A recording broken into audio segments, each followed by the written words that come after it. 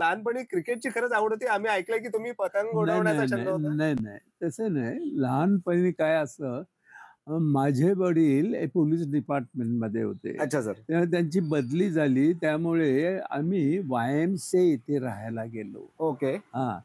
आणि तिथे तो म्हणजे वाय-एम-सी-ए म्हटलं म्हणजे एक क्लब आहे हो, तो एक क्लब ऐकलं. प्रकारचा. हो. तर तर तिथे राहत असतात तर तिथे क्रिकेट टीम आहे त्यांची बरोबर त्यांच्या आणि क्लबची. इतरही खेळ एक असतात. हो. तेव्हा संध्याकाळच्या वेळेस काही मेंबर्स हं.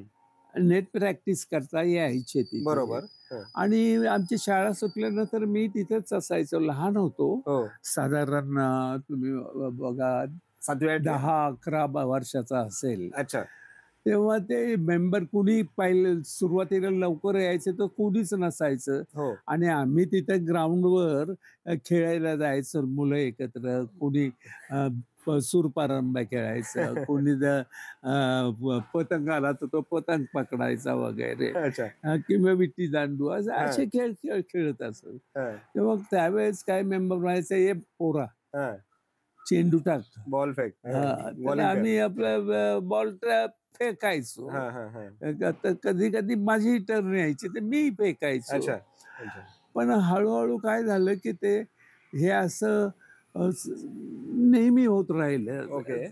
तेव्हा संधी मिळत गेली ती. हळू आवड निर्माण झाल्या कारणाने हो. अ, अ, ते मग मी तिथं थोडा वेळ थांबायचो. हं. तर मग ते कसे बॉलिंग करायचे किंवा बॅटिंग करायचे, तर ते बघत असायचो आणि मग पळायचं बॉल फेकायचं. अशी आवड निर्माण झाली अट्रॅक्शनला. ओके. आणि जसजसा वाढत गेलो तसतसा मग मी ते ते गेल्यानंतर ते नेट असायचं त्यामध्ये तसं करण्याचा प्रयत्न तुम्ही करायचा स्वतःहून लहान करायचे? हो, हो. अच्छा. हो. अरे वाह!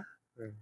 तेव्हा काय झालं, की हळू-हळू हं. ते मी मला जास्त आकर्षित व्हावं. हं. नंतर साधारण ते 13 वर्ष 12-13 वर्षाचं झाल्यानंतर मग ते मी संडेच्या वेळेस त्यांचं सामान घेऊन हां. ग्राउंडवर जायचो. किट ज्याला आपण म्हणतो बरोबर. हो. Cricket kit. हो.